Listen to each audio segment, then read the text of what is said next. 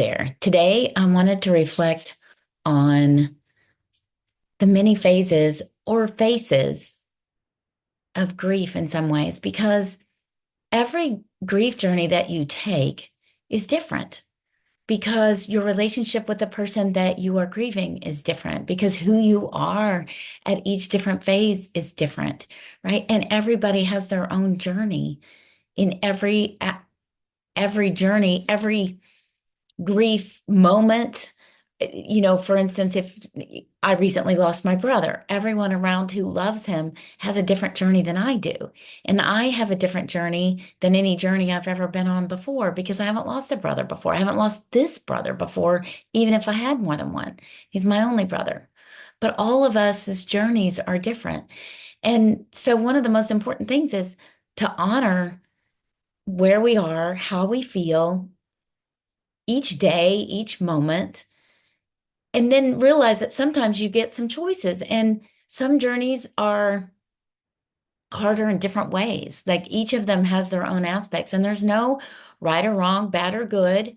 Those are those are terms that get applied that actually just get in the way of really just taking it as it comes and figuring out what to do from there. Every journey has its own paths and twists and turns and different things. But we always have the opportunity to take some control of where we are. And what I mean by that is, and it depends. Sometimes it may take you, if it's something that was totally unexpected and it's somebody extremely close to you, like a spouse or a child, sometimes the journey to manage to get to some control, especially if you haven't already started that journey, is a while. And you just have to love yourself and be as kind to yourself as possible in those moments. If you started that journey to learn to live from the inside out, as I call it, and to have more control, then it's a little bit easier depending on which journey. I could still have a different one down the road, and will. I mean, to be honest, will, because that's part of life.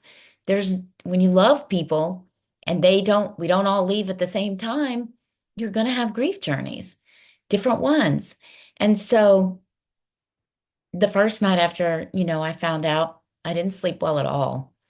And then the next day we had a lot of things that we needed to do, and there's a lot of conversation and emotional exhaustion. By the second night, I remembered that I could take more control.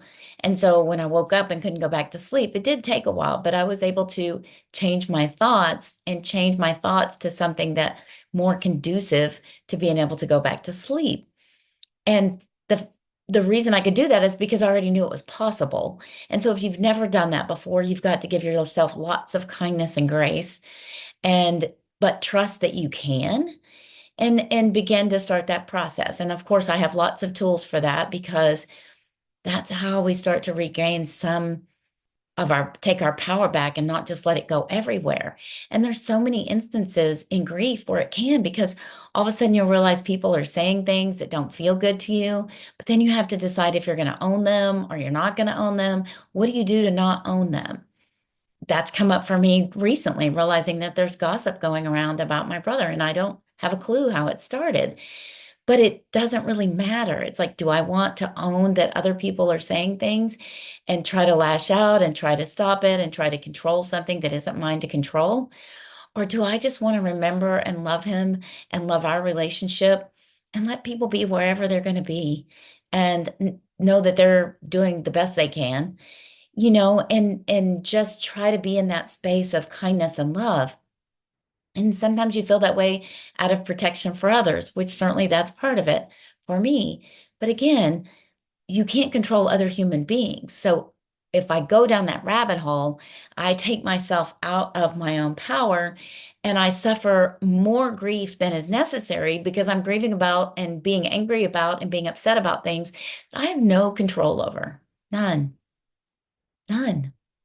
The only thing I have control over is my reaction and my choices of what I want to choose to think about. Do I want to waste the energy thinking about what people are saying and talking about, or do I want to put my energy into healing and love and appreciation for who he was, and love for those around me whom I truly love and care about, who are grieving and focus my energy on taking care of us, myself, so that I'm there for the others that could use me being there in that space and let go of the rest of it and let other people be wherever they need to be for whatever reason and not let it affect who I am or where I am. I get to take my power back. I get to choose that. Such a gift. Such a gift to know that. And those are the things that I want so much to share with you because so much of our grief journey gets tied up in so many other things, in conversations where we're all emotional and we don't understand each other and we get our feelings hurt and then we get angry and we end up hurting and being hurt because we're choosing to allow that by people that we really don't want to feel that way about. But it's our choices in how we handle things and how we take how others are handling things. If we allow their emotions to be where they are and not take it personally. And if you find yourself doing that, you can take a step back. You don't have to continue that conversation or that argument. You can say, you know what? I just need a little space. I've got a lot of emotions and they're up here in my throat. And I don't know how I feel right now. So this isn't a good time for me to have this conversation. And step yourself out of it. Say, I love you. And I don't want to have a conversation that ends up in a situation where there's more pain and suffering than there needs to be. So I'm going to walk away right now. I'm not mad. Or if I am, I'm taking that space to heal it before we have a conversation around it.